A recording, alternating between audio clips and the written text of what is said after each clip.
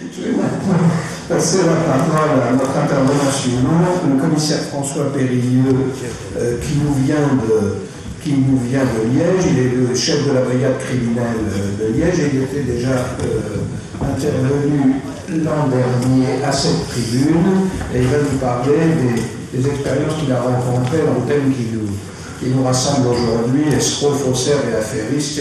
C'est un thème très riche, on peut retenir une semaine là-dessus. Je vous passe la parole. Merci bien. Je vais faire comme mes petits camarades, hein. Je vais essayer de moduler la voix pour que tout le monde entende. C'est vraiment le premier exercice, comme disait Michel Carli tout à l'heure. Pas trop près, ben voilà. C'est comme la justice, hein, c'est la même chose. Alors, effectivement, les escrocs, d'une manière générale, c'est vrai qu'on a tous une certaine tendresse.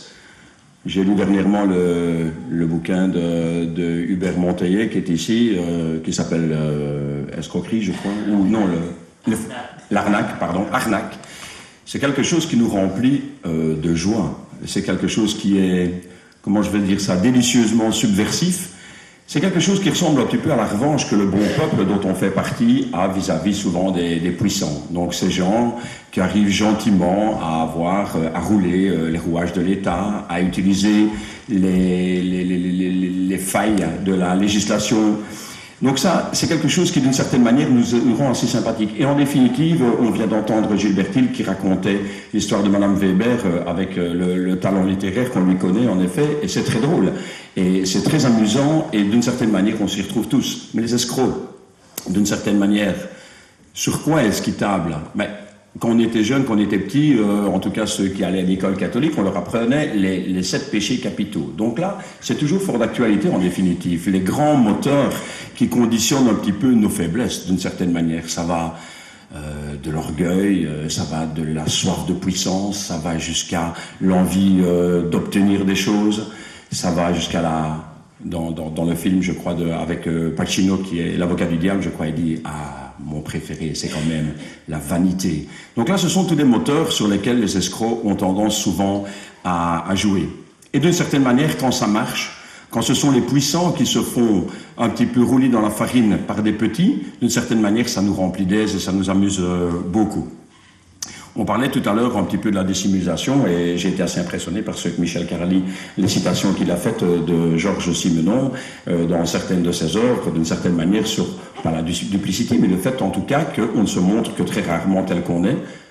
C'est assez impressionnant. J'ai lu en venant, par moment de citer Bernard, mais dans le train, j'ai commencé le bouquin de Bernard Gueur, qui est un journaliste belge, mais qui est aussi un écrivain. Et je suis retombé sur un de ses anciens ouvrages, et il raconte l'histoire qui s'appelle, le nom m'échappe, mais c'est, oui, Testament d'un cancre, c'est ça.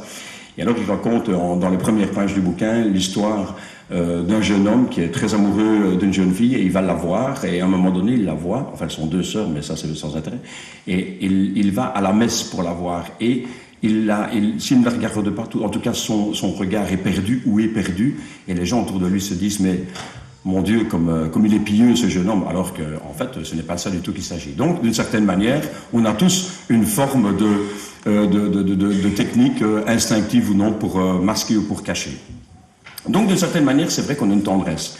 C'est déjà beaucoup moins drôle lorsque ces escrocs touche à des choses plus sensibles. Une fois qu'on en arrive parfois à trouver les escrocs qui vont faire le chantage au cœur, le chantage à la générosité, qui vont venir, par exemple, détourner des fonds qui sont destinés à des œuvres caricatives, c'est déjà moins sympathique.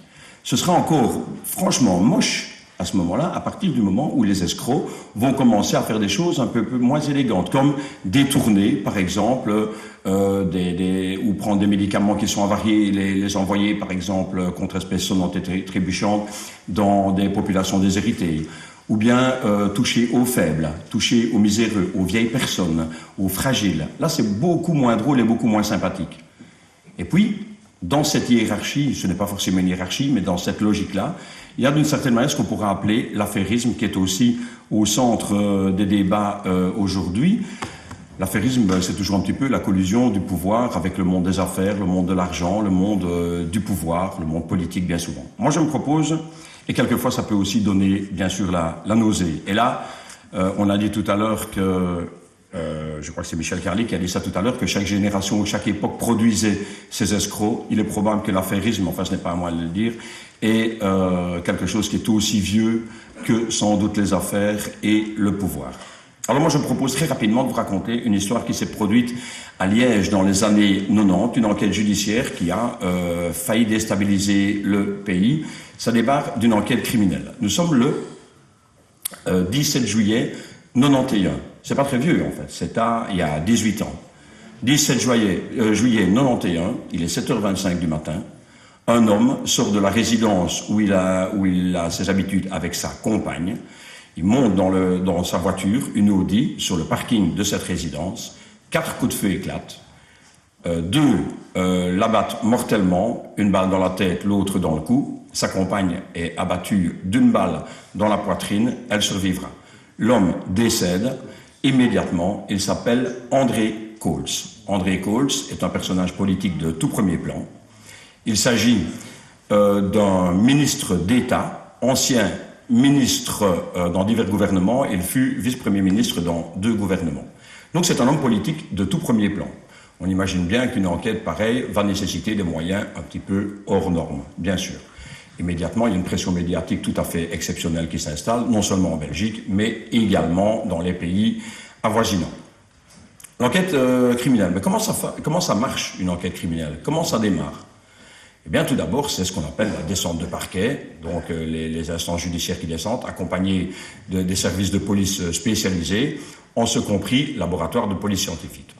Alors, en 91, le laboratoire qui fait les premiers prélèvements, évidemment, n'a pas encore les techniques aussi sophistiquées qu'on les a maintenant. Bien sûr, on parle ADN, mais l'ADN n'a pas encore l'aura qu'il a maintenant. Les techniques d'investigation ne sont pas encore au point de celles qu'on a aujourd'hui. Maintenant, vous me direz, l'ADN, ça ne présente de l'intérêt que si on peut établir un contact entre un auteur et une victime. Mais si on peut imaginer, par exemple, que l'auteur, par exemple un tueur à gages, a planqué pendant quelques heures ou plus à l'endroit en attendant sa victime, il a peut-être fumé, jeté un mégot de cigarette, on va peut-être prélever. Il a peut-être mâché un chewing-gum qu'on va peut-être retrouver, sur lequel on va pouvoir prélever, et bien d'autres. On n'a pas les techniques de fibres, comme on les a maintenant. Les fibres, c'est la possibilité d'étudier la texture d'un vêtement. Si, par exemple, il y a un contact entre un vêtement et un autre vêtement, ou, je reviens sur l'hypothèse, par exemple, où le tueur se serait appuyé contre un mur en attendant sa victime, peut-être qu'on pourra faire des relevés. Les microtraces ne sont pas celles qu'on a maintenant. Non plus que l'étude des téléphonies, ce sont des choses évidemment que tout le monde connaît maintenant, mais la téléphonie, tout ça existe, mais ça n'a pas encore de degré de sophistication. Bien sûr, ce n'est pas parce qu'on a ces techniques-là que les enquêtes sont plus faciles, mais ce sont des moyens supplémentaires.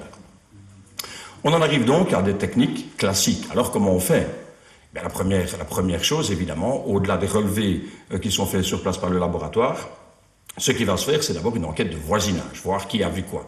Là, on retrouve 5 témoins qui vont donner des signalements assez flous et pas très très précis. On sait en tout cas que c'est une personne à visage découvert, on a un vague signalement, on sait qu'il s'est encouru assez rapidement, et un autre témoin va voir une moto d'une certaine couleur qui est partie. Bon. C'est-à-dire très peu de choses. Sinon, la probabilité qu'il s'agisse d'un tueur à gages. Alors à partir de là, qu'est-ce qui nous reste comme possibilité? Mais ça va être d'étudier évidemment l'agenda de la victime, de regarder un petit peu les personnalités qui gravitent autour de lui, voir un petit peu ce qu'il en est, voir un petit peu s'il avait des ennemis ou non, s'il était impliqué dans des affaires qui auraient pu justifier un meurtre ou non. Et là, d'une certaine manière, on a été gâtés.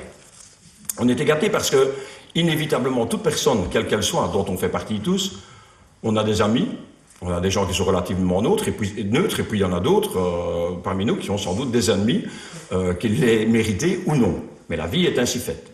De là, avoir des ennemis qui iraient jusqu'à tuer, avoir un mobile suffisamment fort que pour tuer, c'est un autre problème. Donc là, on s'est penché un petit peu sur la position sociale de notre personne. Et là, je vous l'ai dit, c'est un personnage politique de premier plan. C'est quelque chose, je vais dire, qui est extrêmement complexe. Vous imaginez bien qu'une personnalité de cet ordre-là fait partie d'un nombre considérable de cercles, que ce soit amicaux, professionnels.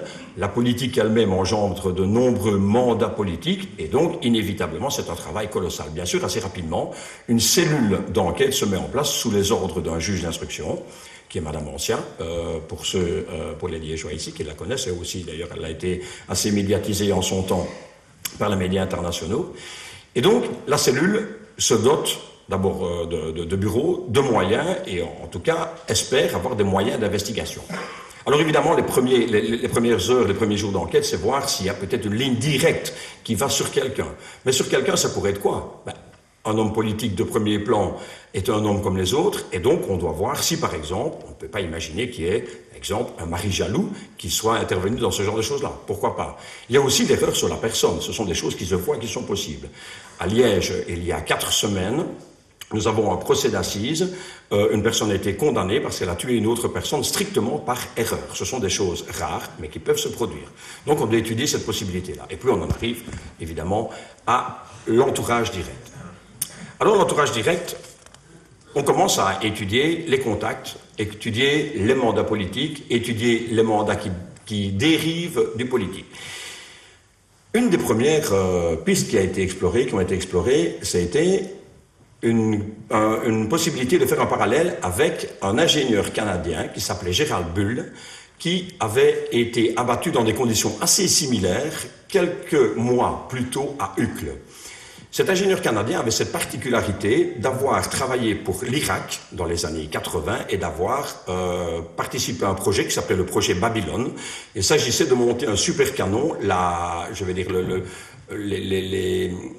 balistique n'était pas ce qu'elle est maintenant, et donc à l'époque il avait envisagé un canon qui fut construit d'ailleurs mais qui n'a pas produit tout à fait les effets escomptés, qui était capable d'Irak d'atteindre Israël.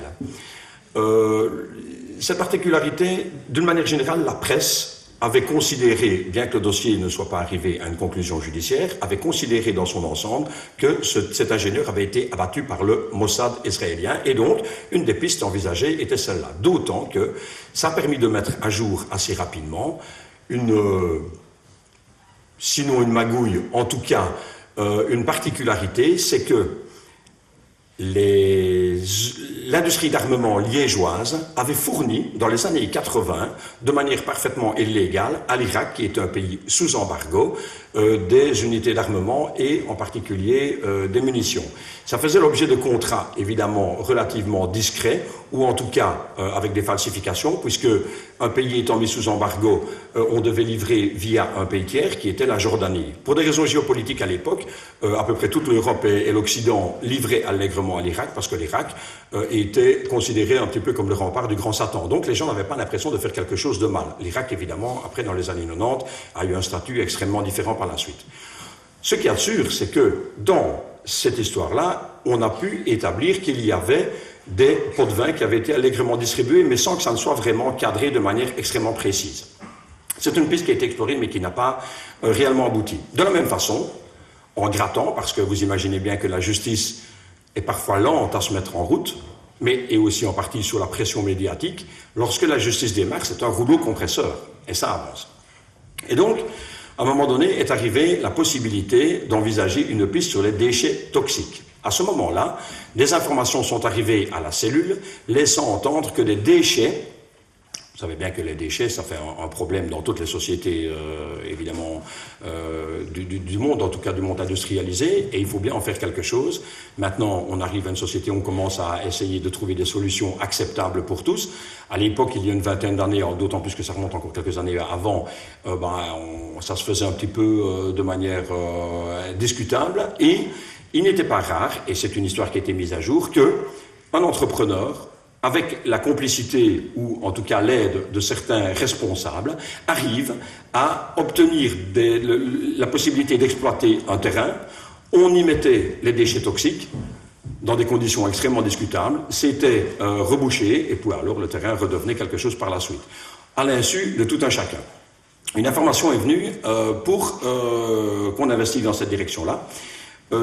Plusieurs prélèvements ont été faits qui ont révélé sur le terrain en question un certain nombre une toxicité excessive, donc il laisse entendre que l'information était correcte, mais ça n'aboutit à rien. En revanche, Ça a réactualisé et ça a redonné une dynamique assez extraordinaire à un dossier autre, parallèle, sur les déchets toxiques. Et là, c'était un premier tremblement de terre majeur en Belgique parce que ces déchets toxiques, donc c'est une chose qui a été établie par des entrepreneurs qui viennent d'être condamnés il y a très peu de temps maintenant en Belgique. Ces déchets toxiques ont été enterrés notamment dans la région Verviers, Eupen et autres avec une connexion dans une autre ville dans la proximité de Liège, dans la province de Liège qui s'appelle Huy. Un avocat général, alors je ne sais pas si vous imaginez ce que peut représenter l'importance dans la hiérarchie sociale d'un avocat général, c'est un des adjoints directs du procureur général de la cour d'appel de Liège, a été incarcéré, donc placé sous les liens d'un mandat d'arrêt, pour avoir couvert un certain nombre de malversations de cet ordre-là par ces entrepreneurs. Donc c'était un tremblement de terre colossal en Belgique. C'était une chose qui s'était peut-être produite dans le passé, mais depuis que je suis dans le métier, c'est la première fois que je voyais une chose pareille. C'était vraiment quelque chose d'assez effrayant. C'était pas directement lié à l'assassinat d'André Cols, mais en tout cas, ça a redonné, l'assassinat a redonné un tonus à cette enquête-là. Donc ces gens ont été tous condamnés par la suite à des peines assez lourdes. À la suite de ça, il a fallu continuer à s'intéresser à l'entourage direct. Et là, il a fallu à un moment donné s'intéresser au monde politique. Le monde politique, évidemment en France, vous ne connaissez pas ça parce qu'il n'y a pas de lutte fratricide dans vos partis, vous ici, mais en Belgique, c'est des choses qui se produisent quelquefois. Et il y avait un jeune, quelques années, une dizaine d'années, peut-être un peu plus avant, un jeune politicien qui n'était pas politicien, mais André Cols lui avait mis le pied à l'étrier. Il s'appelait André van der Bist. Ce garçon a fait une carrière politique qui l'a amené à être, au moment du décès d'André Cols, ministre régional wallon. Donc une carrière politique assez brillante. Il avait en charge donc un ministère. Mais certains ont dit de lui pas mal de choses. D'une part que c'était une sorte de poète. C'est vrai que c'était un grand intellectuel. C'était un poète égaré un peu en politique. D'autres ont dit que c'était un manipulateur. Mais enfin ça, sur la personne, on revient un petit peu à ce qu'on disait tout à l'heure. On a tous quelquefois des masques. Ce n'est pas toujours facile de savoir exactement la personnalité profonde des gens. Ce qu'il y a de sûr, c'est qu'on s'est intéressé à un moment donné au fait que André Cols et Van der Bist, le jeune avec qui il a mis le pied à l'étrier dans la politique, étaient des amis, c'était son parrain en politique, et par la suite, ils sont devenus, disons que l'histoire d'amour s'est terminée. Et pas mal de choses se sont dites par la suite. Donc il convenait quand même de voir s'il n'y avait pas là un mobile possible. Il faut savoir que ce Van der Bist, qui n'était pas au départ un politique professionnel, ni un gestionnaire encore moins professionnel, s'était entouré de gens qui étaient devenus assez douteux. En particulier, il avait fait confiance, une confiance aveugle, à son chauffeur, un certain Richard Taxquet, lequel chauffeur était devenu très rapidement son homme de confiance avant de devenir son secrétaire particulier. Ce chauffeur avait des connexions familiales et sociales avec toute une clique de gens qui appartenaient à un milieu, pas franchement mafieux, mais en tout cas pas d'une élégance rare, dans le milieu italien, avec pas mal de connexions en Sicile. J'y reviendrai tout à l'heure. Donc là, on a beaucoup investigué là-dedans, mais ce qu'on a pu voir, en tout cas, dans une partie d'un dossier qu'on a appelé la gestion, le volet gestion du cabinet Van der Bist, on a pu mettre à jour des choses assez effarantes dans cette gestion, notamment l'usage de cartes de crédit de manière absolument débridée pour les voitures, pour les gens, mais là c'était une sorte d'entourage qui avait intoxiqué le ministre d'une certaine manière sans qu'il ne s'en rende compte, et pour arriver à des situations, mais ça c'est vieux comme le monde, où on finit par trouver normal des choses qui ne le sont absolument pas. Et là, il y avait un coulage assez effarant dans tous les sens.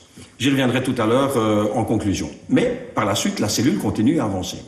Et elle avance et arrive à un moment donné, elle voit assez rapidement qu'André Cols, dans un de ses mandats politiques, est le président du conseil d'administration d'une société d'assurance qui s'appelle la SMAP, Société mutuelle d'administration publique. C'est une société d'assurance qui a un statut de parastatal très important en Belgique, qui emploie un nombre très considérable d'employés.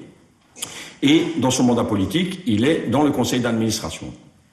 Il faut savoir que quelques jours avant sa mort, André Cols avait fait des révélations, d'abord à des proches et aussi à un journaliste, en disant « J'ai appris qu'il y avait des choses scandaleuses qui se passaient et ça va péter. Le problème, c'est qu'il n'a jamais dit à personne exactement de quel scandale il parlait, ni ce qui allait péter. Donc on est obligé d'investiguer. Quand je dis on, j'en parle à l'aise parce que je ne faisais pas partie de cette cellule, ce sont des amis qui l'ont fait, mais moi je connais bien le dossier, mais je ne revendique pas un succès qui ne m'appartient pas, bien sûr. Donc, la cellule a été obligée d'investiguer partout. Et, bien sûr, en ce compris, la SMAP, donc cette société d'assurance. Et là, en grattant, en allant voir ce qui se passait derrière le décor, on s'est aperçu assez rapidement que le directeur de cette société avait réussi à étouffer, à titre pratiquement personnel, une somme considérable. Alors maintenant, depuis la crise, depuis aussi les scandales en France avec le jeune qui avait étouffé plusieurs milliards, on jongle avec l'argent et d'une certaine manière, ça devient une sorte de vision romantique ou en tout cas de vision qui sort du concret. Mais là, on était quand même à une somme de 3 à 4 milliards de francs belges, ce qui correspond grosso maintenant à une centaine de millions, un peu moins de 100 millions d'euros, donc c'est quand même une somme très considérable. Et le directeur avait réussi, de l'institution, par un mécanisme, enfin par plusieurs mécanismes, mais dont un assez simple que je vais vous expliquer, à étouffer sur des comptes numérotés en Suisse, notamment au Liechtenstein et aussi autre part, à étouffer une somme de cette envergure-là. Et comment faisait-il ? Vous savez ou vous ne savez pas, mais enfin j'imagine que tout le monde sait qu'une société d'assurance majeure, comme toutes les sociétés, souvent font un système de réassurance, un système de réassurance vis-à-vis d'autres compagnies, souvent à l'étranger. En l'occurrence, c'était la Suisse, le Liechtenstein et autres. Et donc, en fonction du volume de ce qui est réassuré, il y a des primes qui reviennent, et cette prime est supposée revenir à la personne, pas à la personne, mais bien à la société mère. Et là, par un mécanisme assez adroit, le directeur avait réussi à faire que cette somme n'existe à personne. Et donc, il avait placé ses comptes. Lui a clamé haut et fort que cette somme d'argent qui avait été soi-disant détournée selon la version de la justice, et la version de tout le monde par la suite, que cette somme d'argent très importante, en fait, était un matelas de sécurité pour la SMAP. Malheureusement, personne dans son conseil d'administration n'était au courant de quoi que ce soit, et l'argent était sur des comptes, dont une partie des comptes numérotés, et les ayants droit faisaient partie de ses proches. Je ne trahis rien ici parce que c'était largement dévoilé dans la presse à l'époque des faits. Ses proches et aussi par des mécanismes assez complexes. Donc, c'est assez effarant. Des choses qui ont été dévoilées comme ça. Par la suite, et à la même époque, on apprend que la Belgique avait dû acheter pour sa défense nationale des hélicoptères qui étaient des hélicoptères de combat destinés à faire des attaques anti-chars, parce qu'il fallait renouveler ça.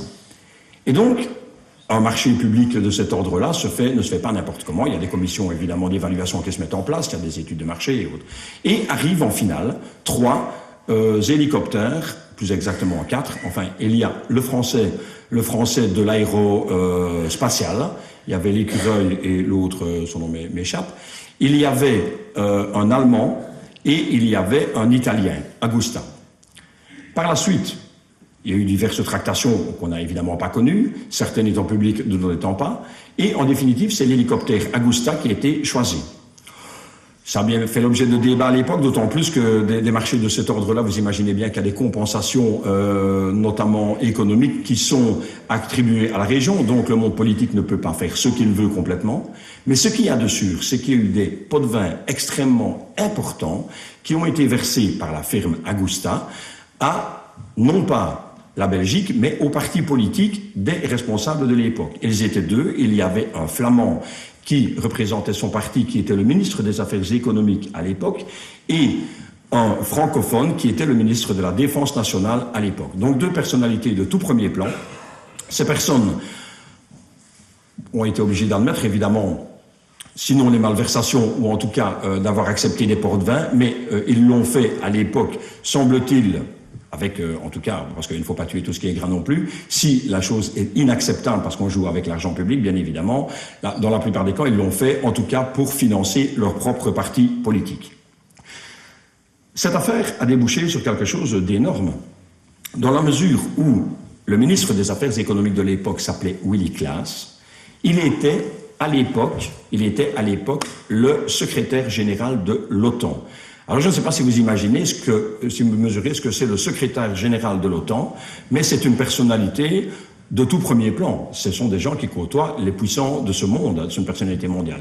Donc il était obligé de démissionner et tous ces gens ont été condamnés à des peines sévères de 3 ans, plus pour 5 années d'inéligibilité. Tout à fait en même temps aussi, on découvre quoi? Que les chars belges, pour la défense nationale également, doivent être équipés récemment de systèmes de visée électronique. Et là, ce sont les Français qui décrochent le marché. C'est la société Serge Dassault. Serge Dassault, ça a fait à l'époque un tintamarre assez important, notamment chez vous en France. Et j'ai lu dernièrement un article du Nouvel Obs qui expliquait que Serge Dassault, faisant l'objet d'un mandat d'arrêt international parce qu'il n'avait pas souhaité se présenter à la convocation du juge d'instruction pour s'expliquer, sur un certain nombre de pots de vin qui avaient été versés dans les mêmes conditions, il avait fait l'objet d'un mandat d'arrêt international. Et donc, à l'époque, le Nouvel Obs citerait que Serge Dassault était coincé dans les frontières françaises et qu'à l'époque, il ne pouvait pas voyager, puisque son métier, lui, c'est de vendre des avions, donc il doit quand même avoir des contacts un petit peu partout dans le monde. Et notamment, il voyageait pas mal, semble-t-il, avec Jacques Chirac, qui était jeune président de la République à l'époque. Et donc, impossibilité pour lui, sous peine de se faire éventuellement arrêter à une frontière, ce qui était quand même assez stupéfiant. Le mécanisme, ça ce sont des mécanismes évidemment qu'on imagine bien. Comment les commissions, les pots de vin, tant dans l'affaire Augusta que dans l'affaire Dassault sont versés, en définitive, ça se passe souvent avec une société, en l'occurrence, ici c'était, pour Serge Dassault, c'était une société de droit panaméen, qui avait une boîte aux lettres au Liechtenstein et en Suisse, qui avait ouvert des comptes, l'argent transitait par là, repassait au Luxembourg et était à la disposition des Belges au Luxembourg. Donc c'est des mécanismes qui sont assez classiques pour ceux qui traquent ce genre de fraude, mais qui sont pour les policiers et pour la justice et les juges d'instruction profondément difficiles à remonter parce que les procédures internationales sont assez lourdes et certains pays, vous le savez bien, sont assez réfractaires à tout ce genre de choses. En tout cas, à ce qu'on investigue là-dedans, bien sûr. Donc, toute une série de faits qui ont été dévoilés. Alors, vous me direz, il y en a encore d'autres, mais enfin, on pourrait épiloguer encore longtemps. Vous me direz, oui, mais est-ce qu'on a su qui avait tué le ministre, en définitive? Est-ce qu'on a su qui et pourquoi? Alors, en définitive, je reviens à la gestion du cabinet Van der Bist. En définitive, Van der Bist s'était entouré de gens qui étaient quand même d'une moralité éminemment douteuse. On sait que Coles avait décidé que ces gens devaient être éliminés parce qu'ils avaient une influence catastrophique sur le ministre. On sait que ces gens, Taxquet et sa bande, le savaient. On sait maintenant qu'ils ont commandité. Il faut savoir aussi, juste une toute petite parenthèse, et puis j'en terminerai, je vais dire comme Michel Carlier, je vais utiliser le même procédé. On sait qu'à l'époque, ils ont utilisé le cabinet pour écouler des titres volés. Ils avaient été chargés par une bande albanaise d'essayer d'écouler des titres volés qui étaient d'un volume et d'un montant extrêmement important.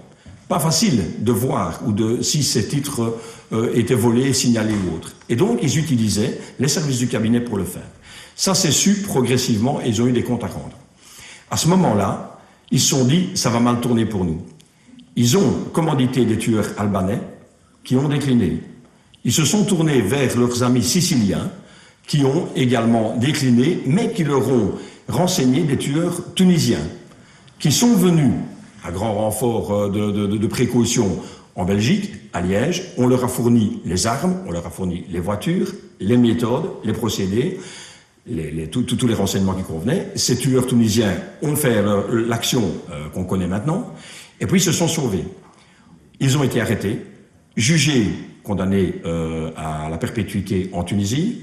La bande, Taxquet et ses comparses, ont été condamnés en Belgique à une peine de 20 ans pour avoir l'un commandité, l'autre participé à l'assassinat. Évidemment, il restera toujours des points d'interrogation. Le ministre Van der Bist, évidemment, la presse a beaucoup titré et parlé là-dessus. Dans les cénacles en Belgique, on en a également beaucoup parlé. Était-il au courant, oui ou non? Ça, chacun se fera sa religion. Malheureusement, il est parti, il a emporté le script dans la tombe, puisqu'il s'est suicidé au début des années 2000. Donc, voilà une histoire que je voulais vous raconter en 2 mots. La morale de ça, c'est que toutes ces histoires, les déchets toxiques, l'affaire du supercanon, l'affaire de la SMAP, l'affaire Dassault, toutes ces affaires-là ne pouvaient pas normalement être connues, n'auraient jamais été connues si il n'y avait pas eu ce fait spécifique qu'une cellule d'enquête ait été amenée à travailler, à avancer comme un rouleau compresseur. Maintenant, c'est l'éternel humain qui est là, et d'une certaine manière, les conclusions à tirer, c'est pas à moi à la tirer, je crois que c'est plutôt aux sociologues et en tout cas peut-être aux journalistes, qui sont les observateurs privilégiés de la société. Maintenant, les affaires tournent, elles roulent, la vie continue. Il y a eu de nombreuses affaires qui sont déroulées tant en France qu'en Belgique. Et je vois de toute façon que le peuple, d'une certaine manière, dont on fait tous partie, ne s'inquiète pas, puisque je vois que sur les journaux électroniques à la télévision tout à l'heure, c'était plutôt, on titrait plutôt sur le drame en France que constituait, en définitive, le fait que Papé Diouf était en train de quitter la présidence de l'OM. Voilà.